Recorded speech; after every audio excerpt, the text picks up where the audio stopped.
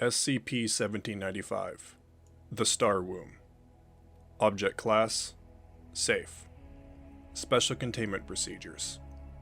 All known instances of SCP-1795 inhabit extremely remote locales in interstellar space and are composed of dimensions that exceed that of the Earth. Therefore, containment of all SCP-1795 entities is impossible at present.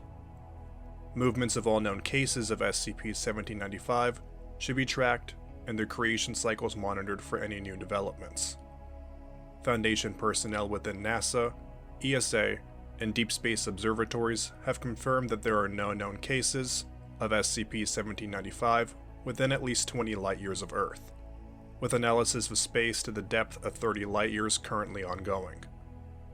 Any close scientific examination, i.e., examination with the intent to locate exoplanets into any stars listed in Document B-1795 from any body other than the Foundation, is to be suppressed immediately, as the stars listed all harbor a case of SCP-1795 in varying stages of creation.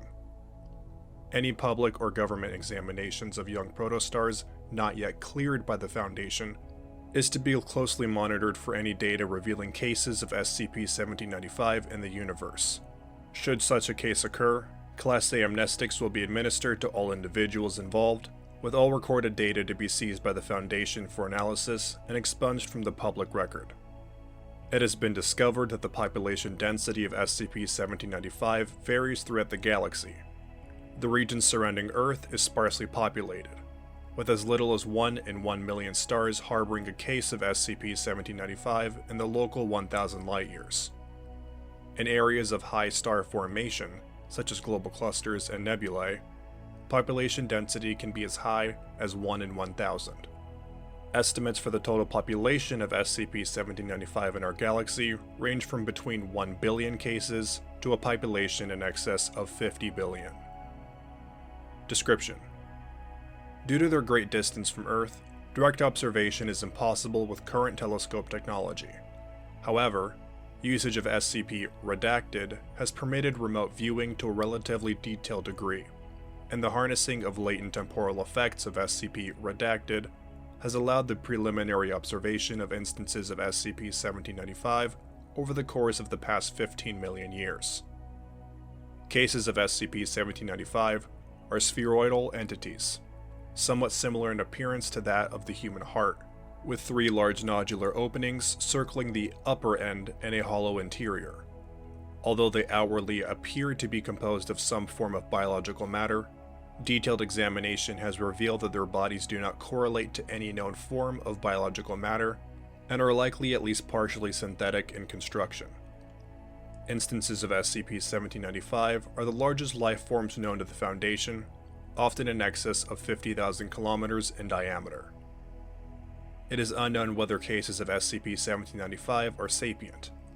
Although they are capable of highly complex tasks outlined below, it is unknown whether they are aware of, control, or self-regulate these actions, or if they operate on little more than animalistic instinct. They are not observed to utilize any form of technology, and move at speeds barely in excess of what can be achieved with modern rocket technology. Therefore, traversing interstellar space must necessarily take millions, if not billions, of years for them, depending on their target destination. Assuming they are not immortal, then their lifespan must be on similar terms. It is worth noting that throughout the Foundation's redacted year-long study of cases of SCP-1795, no case has ever been observed to expire or be otherwise destroyed, nor has any case been observed to reproduce, self-replicate, or come into contact with another SCP-1795. Cases of SCP-1795 exhibit 2 key anomalous properties that are essential to their only known form of natural behavior. The first anomalous property is that cases of SCP-1795 will always seek out young protostars and attempt to move into their orbit. However, due to the fact that it takes all instances of SCP-1795 billions of years to traverse interstellar space, the SCP-1795 must have started moving in the direction of the star millions of years before it even existed. One explanation for the 7 dormant, i.e. currently not mobile cases of 1795, is that they are simply waiting for their target star to form. The second property is far more readily observable, and understood to a far greater degree. Upon arrival at a young protostar, the SCP-1795 will move into a stable orbit in the star's habitable, or Goldilocks zone, where temperatures are suitable for life as it is understood on Earth. It will then proceed to create a planet. The methods by which cases of SCP-1785 create planets are not fully understood, but fall into a clearly defined pattern of 8 stages which are outlined below. All created planets are observed to be rocky, similar in size to that of the Earth, possess a breathable atmosphere, magnetically active core, fully formed moon, and are always extremely conductive to life. SCP Redacted has been used extensively to locate and study such phenomena, and with the inventory of known cases of SCP-1795 approaching over 500 million instances known to the Foundation, all aspects of the creation cycle have been witnessed and studied to a great degree. Document A-1795 SCP-1795 Planetary Creation Cycle. Stage 1. The nodular openings around SCP-1795's upper end dilate and draw in stellar material, such as gaseous matter and rocky debris. All material is observed to converge into a rough orb in the center of SCP-1795, with all rocky debris gradually compacting into a solid sphere, with all gaseous matter held under its gravity, similar to natural planetary formation. When the protoplanet can hold the atmosphere under its own gravity, the openings close and the next stage begins. Stage 2. Certain areas of SCP-1795 exterior will begin radiating in enormous amounts of heat. It is theorized that gases in the SCP-1795's interior, such as carbon dioxide and nitrogen dioxide, are being converted into oxygen and nitrogen in these regions. The protoplanet will begin showing signs of magma eruptions as the oxygen content within SCP-1795 rises. It is unknown what criteria must be met for the next stage to begin. Stage 3. SCP-1795 will extrude a web-like substance from its interior, which will fasten at multiple points on the planet's surface. The full extent of this effect is unknown, but the planet will become magnetically active during this time. When the magnetic field is sufficient to protect the planet from the solar wind, the next stage will begin. Stage 4. SCP-1795 will contract closely around the planet, making observation of the next stage difficult. However, it has been established that this is when the SCP-1795 will deposit water onto the planet. Slit-like openings will open around the equator of SCP-1795 and release white gas of a currently unknown substance. The gas will proceed to envelop the exterior of SCP-1795 and will trail behind it in its orbit, making direct observation impossible until the stage ends. At this point, the slit will close and the planet will have a fully formed ocean and clearly defined land masses. Stage 5. SCP-1795 will deploy rough orbs of unknown material 2 kilometers in diameter, which will then proceed to impact the planet's surface, causing widespread devastation of the surrounding land. Earlier research teams assumed that the SCP-1795 in question was merely attempting to reshape the land, but later research has revealed that the orbs are largely intact after impact and release swarms of variously shaped constructs. Very little is currently known or understood about these entities due to the limitations of SCP Redacted magnification. However, these entities, henceforth referred to as SCP-1795-2, are known to be spider-like and roughly 2 meters in length. They are not believed to be true life forms, since it appears that these constructs are wholly slave to the sapience of the SCP-1795, for once Stage 7 is complete, they will all simultaneously destroy themselves. It is unknown what begins the next stage, although a population of SCP-1795-2 that exceeds 5 billion has been theorized by some Foundation researchers. Stage 6. The entities spawned by SCP-1795 will begin to work towards a commonly understood terraforming plan. In the case of SCP-1795-E, the behavior observed was often paradoxical and included vast amounts of activity, including among other activities digging mountains into rubble, the construction of artificial islands, making 3 oceans artificially deeper, and the total destruction of the planet's smallest continent by artificially detonating a supervolcano, apparently displaying little concern as to the enormous casualties this inflicted upon the population. When the various tasks are finished, all cases of SCP-1795-2 will simultaneously converge upon several points upon the planet's landmasses, and the next stage will begin. Stage 7. The penultimate stage has been studied to the greatest extent. Once all cases of SCP-1795-2 have converged upon the clearly defined geographic locations, they will proceed to construct artificial megastructures out of locally sourced resources. The megastructures built vary in size and shape depending on resource availability and the location chosen, but fall into 3 distinct categories. City. On mainly coastal areas, the cases of SCP-1795-2 will proceed to create artificial habitation structures which bear strong similarity to Earth's cities, being composed of cuboid towers surrounded by a structured road system and open areas. The buildings conducted appear to be tailored for beings of human dimensions. Pad. On inland areas, cases of SCP-1795-2 will create wide rectangular flattened pads out of a stone-like substance. Pads are usually 3 kilometers long each side, and are connected to the nearest city by a road. They are possibly intended for the landing of spacecraft. Pylon. On island areas, cases of SCP-1795-2 will create a tower-like structure between 1 and 2 kilometers high with a wide base, topped by an abstract humanoid form, holding a 100-meter wide transparent sphere and outstretched arms. Their purpose is unknown. Despite careful observation of the megastructures, to the Foundation's knowledge, no beings have ever arrived to inhabit or operate any constructs built by cases of SCP-1795-2. Despite the presence of areas clearly intended to be parks or farms in close proximity to the cities, no plant life is currently developed on the planets created by SCP-1795. It has been theorized that the inhabitants intend to seed the ecosystems themselves if or when they arrive.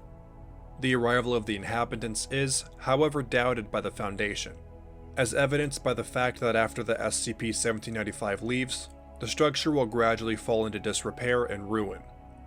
When the structures are completed, all cases of SCP-1795-2 will commit suicide by decapitating themselves. This begins Stage 8. Stage 8. SCP-1795 will now depart the world. A wide opening will appear at the bottom of SCP-1795's body, and the SCP-1795 will deploy the planet in its orbit by moving directly away from it. It will immediately begin to seek out another protostar. Despite the fact that all planets created by SCP-1795 are extremely conductive to life, and harbor megastructures clearly intended for the habitation of, or to be operated by intelligent beings, see document A-1785 for further information, no life has ever arisen on planets known to be constructed by cases of SCP-1795, and no beings have ever been observed to inhabit or operate the structures left behind by the SCP-1795. Their eventual arrival is doubted by the Foundation since, as demonstrated by the case of SCP-1795 Redacted, the structures will gradually fall into disrepair and ruin throughout the decades following the departure of the SCP-1795 responsible for the world. The act of SCP-1795 completing a world was witnessed on the date of March 22nd, Redacted. SCP-1795 Redacted was observed to stretch a wide circular opening at the upper end of its body and deploy the world in its orbit by moving directly away from it. SCP-1795 Redacted immediately began moving towards a point in the region of Redacted. Propulsion appears to be achieved by avoiding gas inside their hollow interiors, leaving cases of SCP-1795 to gradually become more elongated over the course of their travels as they slowly deflate. It is unknown as to why cases of SCP-1795 create these planets, or to what purpose it serves. It is unclear whether they are following a shared plan or design, or if cases of SCP-1795 are operating independently. Addendum I 1795. From Dr. L. Richter. 205 Redacted. Sir, I must once again request permission to use SCP Redacted for the purpose of engaging in contact with SCP-1795-M129. Throughout my studies of the 13 cases of SCP-1795, I find it inconceivable that these beings are incapable of contact with each other. If they were not, how else would two such beings avoid traveling to the same star, or avoid returning to systems already visited by a case of SCP-1795? And if they are capable of communicating with each other, surely we could do the same? I am convinced that a small amount of modification to SCP Redacted would enable it to transmit, as well as simply receive signals, making it ideal for virtually instantaneous two-way communication with any case of SCP-1795, regardless of distance from Earth. Therefore, I humbly submit a request for SCP modification clearance, outlined in the attached document U-1795. The knowledge we could gain from these creatures is likely groundbreaking, and at the very least grant a clearer insight to the behavior of these creatures. Again, I thank you for your patience and urge you to grant document U-1795 full and just consideration. Regards, Dr. L. Richter. From O5 Redacted. To Dr. L. Richter. Permission denied. No attempts to be made to modify SCP Redacted, or engage in contact with any case of SCP-1795 until they are better understood. Regards, O5 Redacted. From Dr. L. Richter. To O5 Redacted. Sir, with all due respect, I really do not think you fully understand the implications of the behavior of SCP-1795. They are machines. This much I am certain of. Biomechanical constructs, yes, but machines nevertheless. Machines imply a designer, and a designer, by extension, implies that these machines have a purpose. The purpose of cases of SCP-1795 are clear: to build worlds entirely suited to the biology of their creators, and to prepare them for their arrival, a directive they have followed for over 100 million years. But it's out of control. Throughout our studies of these worlds, no one has arrived to inhabit them. None of these masters arrived to inherit those worlds. Could it not be that these masters are dead, lost, or scattered? And that these machines are all that remains, mindlessly creating world after world? But consider one final thing. These worlds that they are creating are positively Earth-like. In fact, they are perhaps for human habitation. All structures in these worlds are designed for beings of human size and shape. In fact, I would go so far as to say that these worlds are designed for us. They are built for us. Please consider, sir, that surely a civilization great enough to create beings such as SCP-1795 could never be totally destroyed. That there must be some survivors, scattered across the more remote areas of this galaxy. The implications of this are many, but I, for one, begin to suspect that the cases of SCP-1795 are very likely to obey human orders. I have resubmitted document U-1795 for your consideration. Regards, Dr. L. Richter. Addendum J-1795. The following audio message was received after Dr. L. Richter established a preliminary contact with SCP-1795-M129 via SCP Redacted. The voice received was comparable to that of a young female. Language was virtually identical to ancient Redacted dialect. Translation follows. Message begins July 12th, Redacted, 1324. Oh, my masters, static, lost for so long. The war, the terrible awful genocide of the, literal translated to pattern screamer. We, static, extinct. We didn't know. We could only flee, build for the survivors. But we feared our work was static, possibly in vain or futile. But we never dared to hope that some would remain in static, part of static galaxy. Are you satisfied with our work? It took static long, and we feared it would last forever. Our empire outshone the static, and now it will do so again. My masters, oh, my masters, we are coming home. Message ends.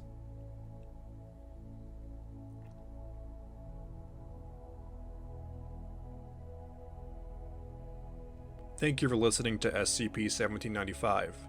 If you enjoyed this SCP, please follow the link in the description to the SCP Wiki and vote it up to support it and the SCP Wiki as a whole. Also, if you have any SCPs you'd like for me to do, please leave a comment below and I'll see what I can do.